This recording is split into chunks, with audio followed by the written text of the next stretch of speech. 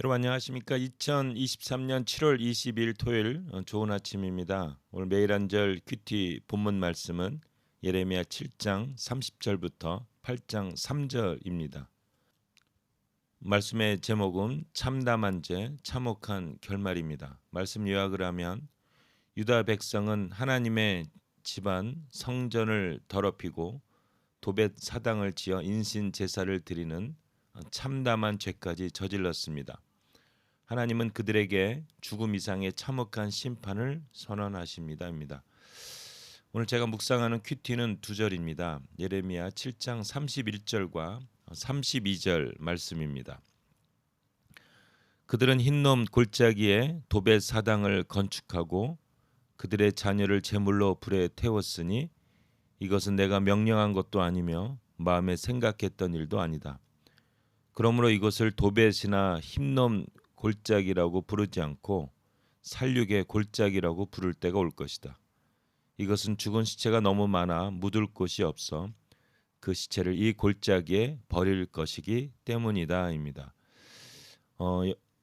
오늘 말씀은 이제 심판을 선언하는 말씀인데 한번 좀 생각해 볼 건 뭐냐면 왜 하나님이 이스라엘 백성, 유다 백성에게 심판을 선언했을까 하는 그 원인 제공이 무엇인가 하는 것을 한번 생각해 보는 시간을 가졌으면 좋겠습니다.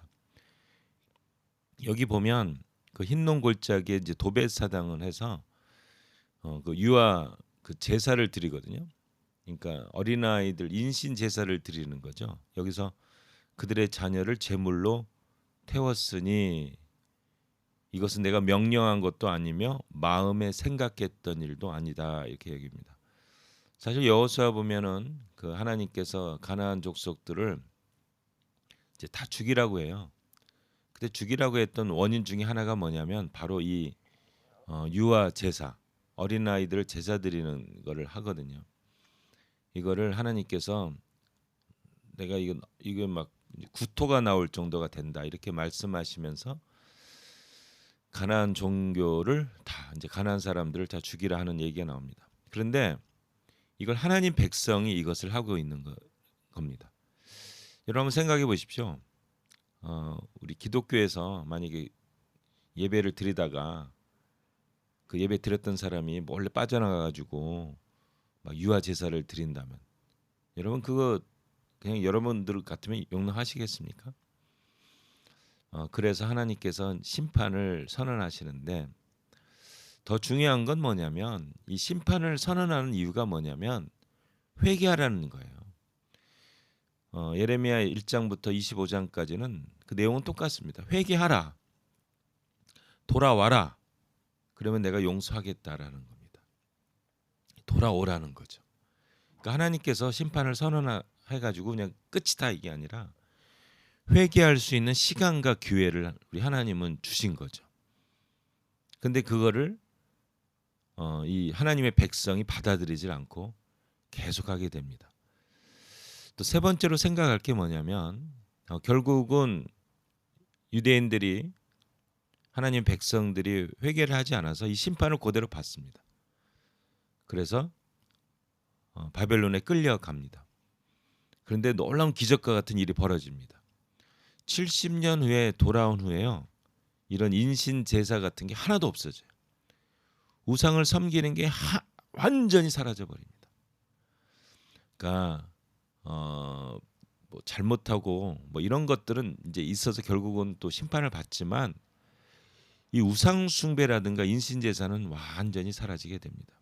이거는 세계사적인 그 사건입니다. 여러분 이 예레미야가 그 590년 뭐 600년 요때거든요. 그러니까 지금으로 보면 2000 거의 한 2600년 전의 일이에요. 그리고 BC 500 이제 400 그 38년에 돌아오나요? 436년에 돌아오죠. 그 첫 이제 1차 아니죠. 400 그렇죠. 437년. 하여튼 그 돌아온 이후에요. 이 우상이 완전히 없어지는 거예요. 근데 우리나라 한국을 한번 보십시오. 지금 21세기예요. 뭐 세계 최첨단 이 삶을 살고 있는 그런 때입니다. 근데 지금 그 점쟁이 집 무당들이 인구들이 늘어나고 있어요. 그리고 심지어 대학에서 무당과가 있어요. 이게 무당을 양성하는 게 있습니다. 이게 이해가 되세요? 그리고 지금도 많은 사람들이 거기 찾아가요. 그 점쟁이들이랑 이렇게.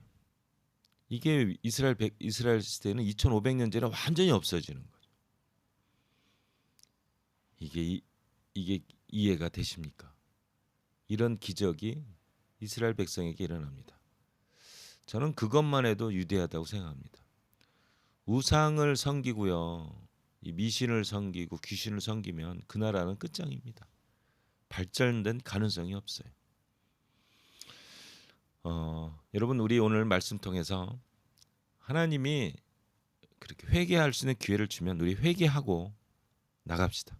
그리고 하나님 싫어하는 것은 완전히 깡그리 없애버리십시다. 그게 우리가 사는 길이고 우리 가정이 사는 길이고 우리 민족이 사는 길입니다. 오늘 말씀을 통해 하나님의 그 섬세한 마음, 회개하는 길을 원하시는 마음, 또한 회개를 받아들였을 때 변화되는 것을 배우게 되었습니다. 우리가 그런 인생을 사는 여러분 되시기를 축복합니다. 회개하라면 회개하고 없애라면 없애고, 그것이 우리가 살아날 수 있는 길입니다. 아멘. 한마디, 하나님의 말씀에 순종하는 길만이 살아나는 길입니다. 아멘.